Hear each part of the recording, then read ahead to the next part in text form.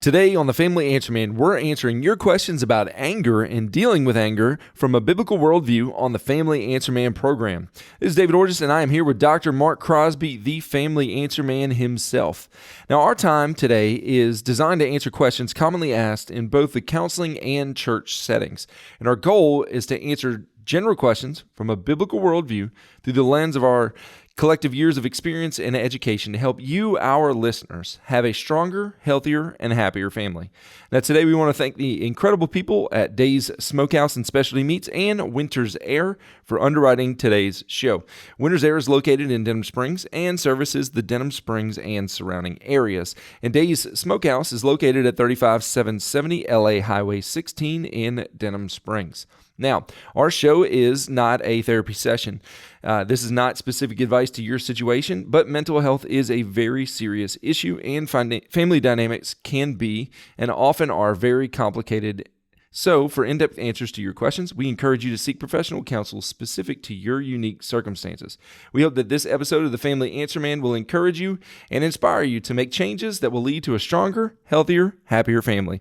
Well, Dr. Mark, it is a good day to be here with you, Yes. and we're going to be talking about a topic that literally everybody on the face of the planet has dealt with, come into contact with, and seemingly there's been a ramp up in this topic, which is anger. Right. Have you seen that there seems to be more anger just in the world in general around us? Yeah, I think we are seeing a decade that will be defined by historians one day as a decade of anger. You know, every decade has certain words that define or describe it based upon what was going on in the culture during that time. And the reality is, I think, this decade will be the decade of anger. And the reason for that is because I think we are living in a decade of fear.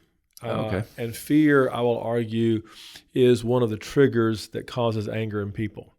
And so we have, fear, among races. We have fear in the culture concerning finances. We have fear in our churches, as far as denominational breakups and changes. We have fear in many of our families as people are asking questions concerning what does the Bible say about my gender? What does the Bible say about my human sexuality? And so there's fear in as far as the differences there between maybe the parents and the children. So there's just lots of fear in our culture, and whenever there's fear, anger is going to be the byproduct. And so we're seeing a lot of it, both in the church, outside the church. Fear is a natural emotion, as we'll talk about here in a few moments, but it's an emotion that, if it is chronic, can cause problems both emotionally, spiritually, mentally, psychologically, neurologically, and the list could go on. Well, the great theologian George Lucas wrote that fear leads to anger, right? And anger leads to hate, hate leads to the dark side for all the Star Wars fans. He was right. I mean, that's a psychological reality. So that leads us to our first question today on the Family Answer Man. And if you would like to get in touch with us, we would love to hear from you, love to answer your questions on air. And so you can email us at familyanswerman@liveoak.church, familyanswerman@liveoak.church to get your questions on the air. So the first question that we have written in for today is this. It says, "It seems that everyone that I know is angry all the time. My work associates, my clients, when I'm in traffic, and then now my kids and my husband seem to be mad all the time as well. Is this normal?" Well, again, it's not normal in the sense that it's not healthy, but it is becoming more common. As we said before, we're seeing a lot of changes in our culture, politically, financially, economically, within our school system, therefore academically. Morally, we're seeing changes. We're seeing changes in our churches. So change is everywhere. And so whenever there's change, there is a sense of depression. Depression, many will argue, or one reason for depression is anger turned inward. And we are angry because many times we're scared. So depression is anger turned inward. That is one reason for depression. Okay. There are several reasons for depression. That's one of them. Okay. But that's the one that you hear perhaps maybe in a lot of pop culture, pop psychology circles. You see that in the movies, whatever. Yeah. But there's some reality to it that depression is anger turned inward. Not only that, we're becoming more aware of our surroundings through social media, through all the various news outlets that we have available to us. So we're becoming more aware of our surroundings, more aware of what's happening maybe overseas, more aware of what's happening in the Ukraine, more aware of what's happening in California, wherever you may live. And these things that are happening basically in the moment, and we're right there when they're happening, so to speak. Yeah, which hasn't been the case throughout most of history. Right. There was time for things to unfold, for information flow to make its way from one place to the next. Right. Now it's almost a hyper-awareness of instant, Exactly. Everything that's going on at all times. And that can be frightening because you don't have time to process it, or you don't have time to hear the analysis of it. And so because of the awareness. Next, because of the uncertainty. We're not sure what's happening right now financially. I mean, there's a lot of concerns about going into some sort of global digital currency as things that are happening in our courts, things that are happening with China, China wanting to be the leading force of economics and currency exchange. So there's some uncertainty there. There's uncertainty in many of our churches, what direction churches are going to go, what stand are they going to take denominationally.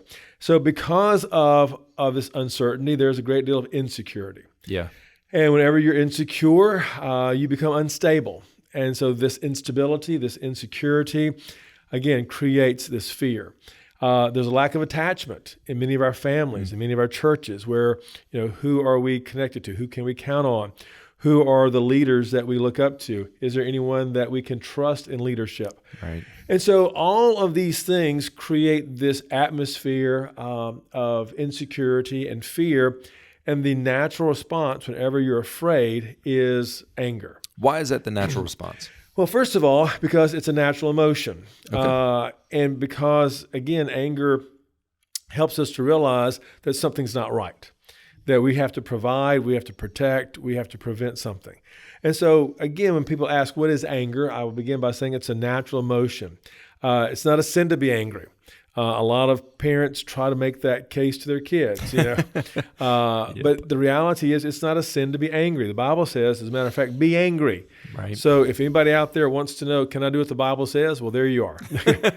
You can be angry. The Bible says be angry, and then the Bible also says, but sin not. Yeah. Why? Because sometimes our anger, if it's not managed well, can cause us to say things and do things we normally wouldn't. And we'll get to that in a few moments.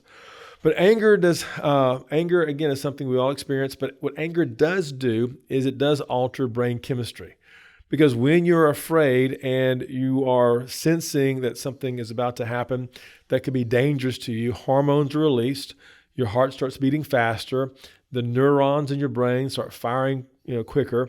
And so what begins to happen now is that something begins to happen inside of you, especially inside of your brain. And so your brain chemistry is literally being altered during this time. So it really is it is a natural design that God has placed into us. Of course.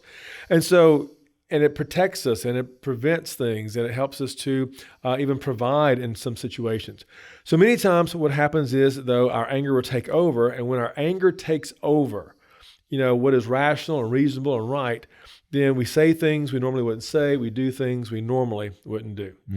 And so I think everybody listening can attest to that. When you're angry, you're going to say things, you're going to do things, you're going to feel things, you're going to think things that you normally wouldn't, because, again, your brain is in this fight or flight or freeze mode, because your brain is sensing something is about to happen, something must be prevented, something must be protected, because something is in danger, namely yourself or something that you care about.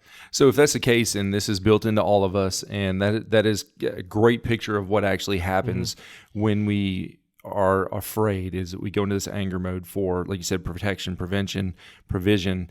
Does it mean that there's a healthy anger? And that's what we're about to go into. Perfect. We're segueing right into that. So there's three primary types of anger. There's perhaps more, but we're just going to look at three right now.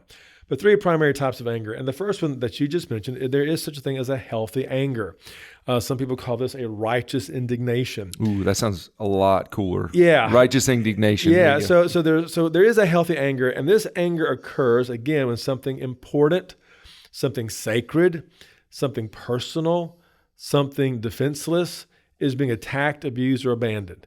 Again, we notice that Jesus got angry at the money changers, and he flips over the tables and he gets the bridle and he chases them out, of the temple area because something sacred was being abused. Yeah. And so whenever something important, sacred, personal, or defenseless is being attacked, abused, or abandoned, then anger becomes reality, and that's a healthy anger. This anger also inspires us. This anger strengthens us. This anger gives us determination to do something or to accomplish something. A lot of people who have what I would call strong, healthy activism, that take a stand for the Word of God or whatever, they'll do it out of a sense of anger because this anger is now causing them to be inspired or to be determined or to be strengthened to do something they normally wouldn't do. And so, again, when you see something that is sacred, that's personal, that's important, that you love being attacked, abused, or abandoned, anger is sometimes healthy in this case. Anger recognizes the attack and creates the energy that you need. It creates the emotion that you need. And sometimes it creates the protection that you need against something that's being attacked. Anger also creates boundaries. It creates, again, this sense of self-preservation, this sense of self-protection. So anger can be healthy when it's managed well. But here's the problem. If we don't realize and understand healthy anger, or if we don't release the anger in a healthy way, and this anger gets buried and it gets stuffed and it stays inside of us, then it can become a type of depression or a type of self-hate. So anger turned inward, anger that is stuffed, can again evolve, if you will, into a type of depression or self-hate that becomes, again, very unhealthy for the person. Or what begins to happen, they'll allow it to build and build and build. We've all seen this and heard about this, and most in our listening audience can attest to this. It builds and builds and builds. And then something will happen, something will be said, and all of a sudden it is the volcanic eruption. It is the Mount St. Helens. And now everybody on the planet knows that you're angry. The neighbors know, the kids know, the dogs know, the cat knows, the gardener down the street knows, the newspaper kid knows. Everybody knows how angry you are.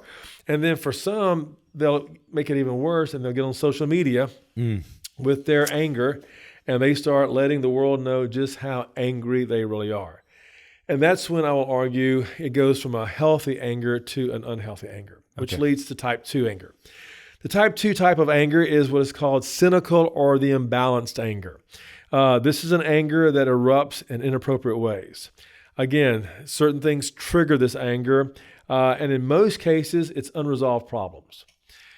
What I mean by that is this. If two people are looking at the same situation, whatever that situation may be, and one person gets angry and the other person doesn't, the question is, well, why is that? Right. And the answer is that the person who gets angry is angry because whatever they're seeing, whatever they're experiencing, there's something inside of them that can relate to that that's never been worked out. It's never been resolved.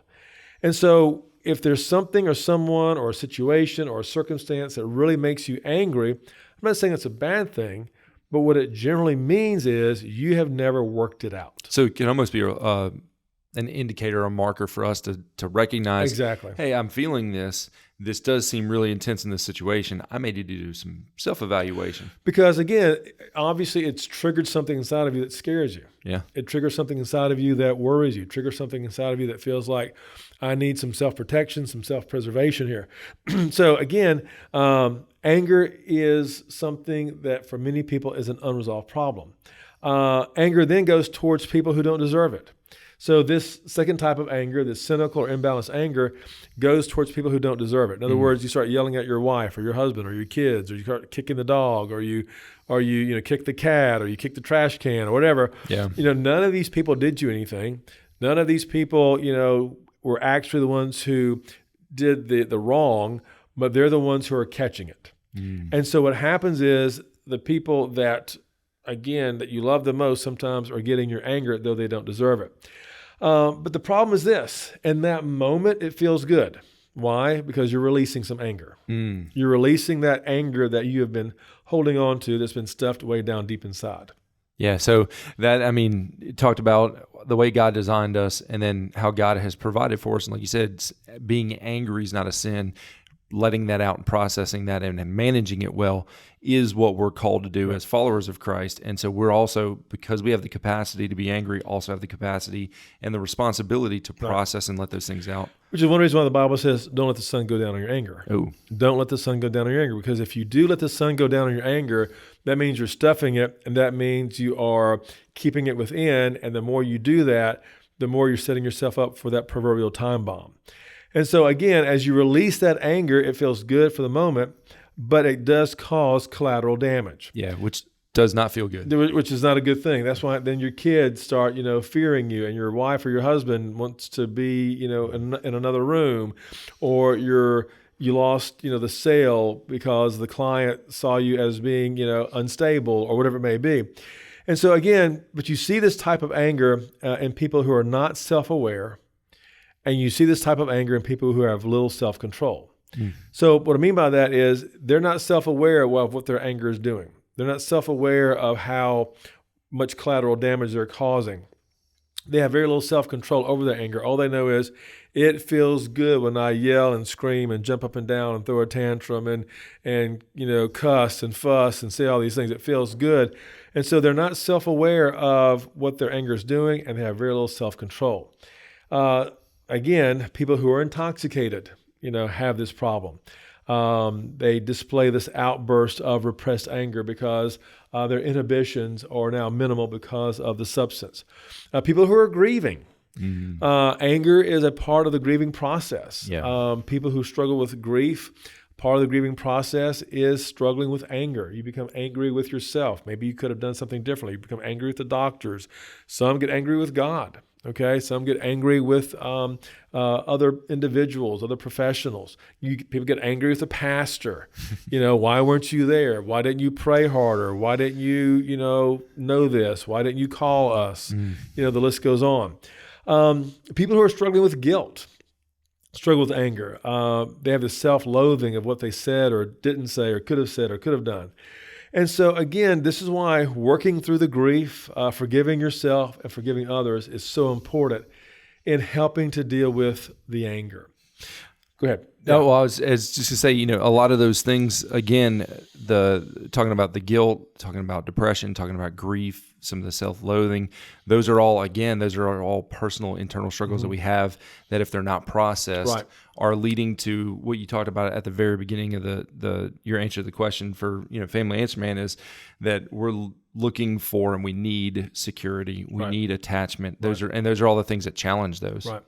And so one of the things that people have learned in dealing with their anger is sometimes, again, we use this word a lot around here, but it's a good word, creating a boundary where you avoid people and situations that are violating your interests, that are violating your beliefs, that are violating, your sense of self-worth or your sense of self-protection and preservation. So creating a boundary, avoiding people and situations that are violating you is very important. And here's why. We forget sometimes, though we all know this, people want to control. We want to control, and we want to control others. That's part of our sin nature. And the thing is, as free, independent children of God, as created by God and for God, we're created to have a sense of autonomy and freedom. That's something that is part of our genetic makeup, if you will. And so now you have the clash. There are those who want to control, some who want to control you, and then there's that freedom that you want, and now you have a problem. And so the point simply is this, is that when we begin to recognize or feel that someone's trying to control us, that's fearful, that's frightening. And so that makes us angry because, again, we want to keep our independence, our autonomy, and our freedom. So again, point being is this, learning how to say no is important. Okay. Learning how to say no protects yourself. Learning how to say no protects and creates that boundary. Learning how to say no keeps people from controlling you. And this is especially true, again, in the churches. For the pastors who are listening, I would venture to say 80 to 90% of most pastors out there, they know of somebody in their church who wants to control them. Preacher, you should preach a longer sermon. Preacher, you should preach a shorter sermon. Preacher, you should preach more on this and less on that. Preacher, you're talking too much about money. Preacher, you don't talk about money enough. I mean, the list could go on. Don't tell us how you know. Yeah, don't ask me how I know this. But the reality is that learning to say no is a good and healthy boundary. And it also helps prevent anger. That's an interesting concept. Learning how to say no in a healthy way is actually a really good skill. But how many times as parents do we spend years teaching our kids not to tell us no? Right, exactly. Right? You're not allowed to say no. Right. Right, but that's just an interesting point that teaching our kids, even from the very beginning, of a healthy way to say no can set up a good foundation for later. Exactly. And so saying no is a good, healthy boundary and it helps prevent anger because you cannot say yes to everything or everybody. And if you try, you're going to get angry because you realize now people are starting to control your life more than you have control over your life. A third type of anger is rage. And this is the destructive, the toxic, the violent type of anger where people get hurt physically, where property gets damaged, where churches split, where businesses fall and fail. So this third type of anger is rage. And again, the symptoms are where there's destruction and violence. And unfortunately, we're seeing this more and more, whether it be in various riots, various other scenarios and situations, in our community, in our schools, etc. Ball games, ball fields. Right. We see Little League parents and school board meetings. The list could go on. So here's how anger is often expressed, and we'll try to run through these kind of quickly. Very similar to the types, but this is how anger is most expressed. There's 10 of these for those who are kind of keeping track. Number one, there's passive anger. Passive anger is giving people the silent treatment. Passive anger is avoiding people.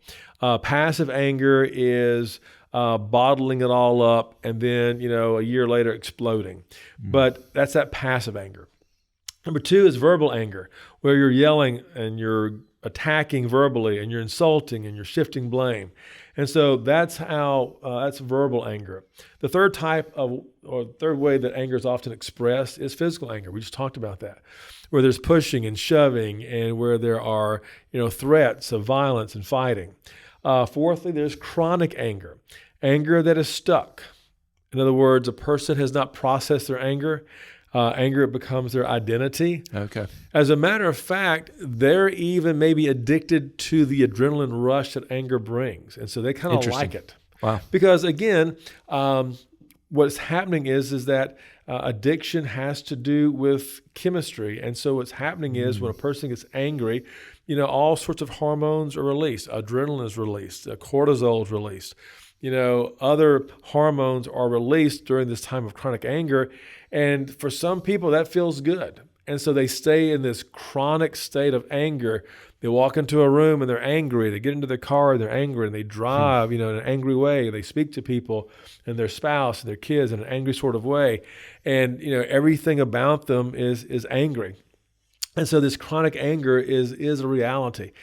These people are often dangerous because, again, when you stay angry, your brain stays in this irrational state. And so it's hard to deal with a person who's irrational, of course. Yeah. There's self-anger, where, again, you're guilty about life. You're guilty about what you did or didn't do. You fall short of your expectations. There's a paranoid type of anger, where you're mad at a certain population or you're angry with a certain population. We're seeing this, politically.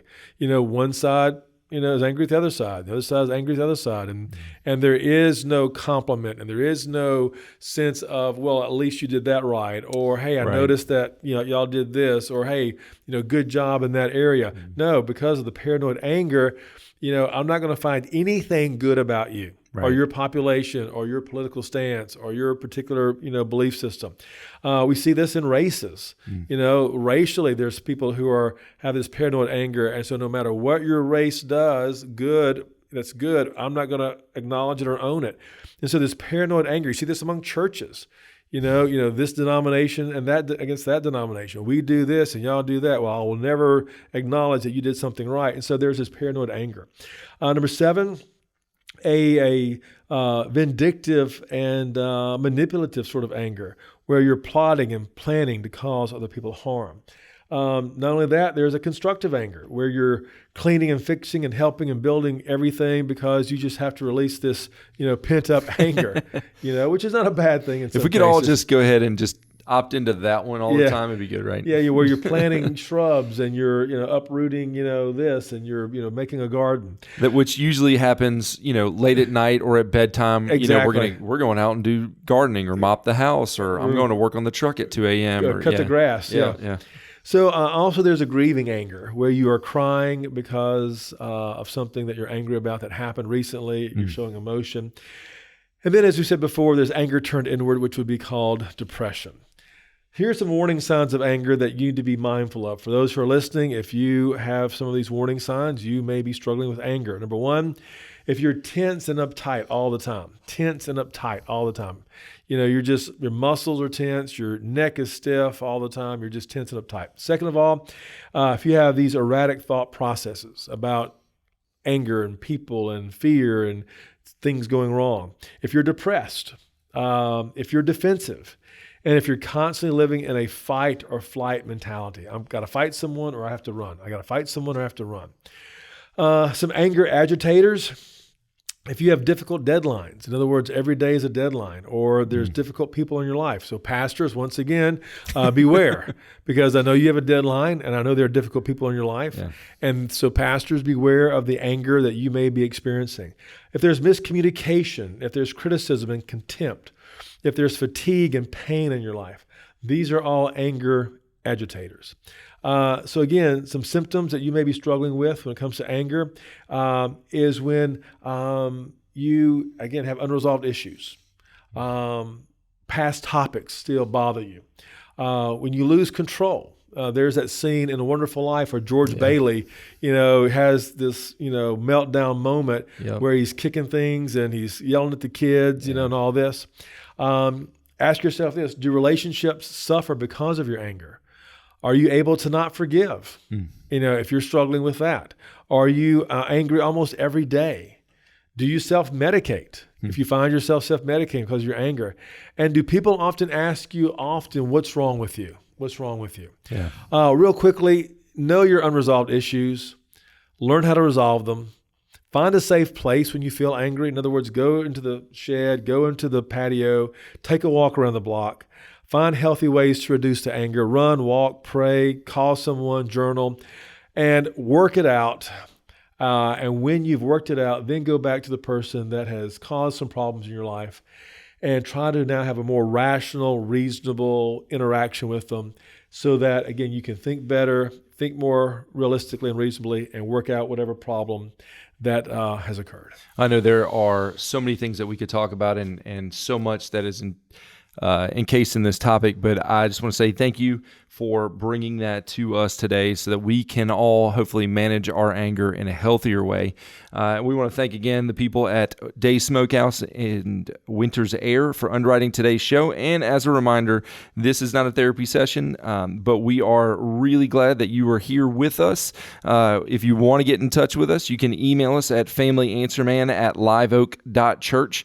We would love to answer your questions online. And as always, we hope that this episode of the Family Answer Man will encourage you and inspire you to make changes that will lead to a stronger, healthier, and happier family.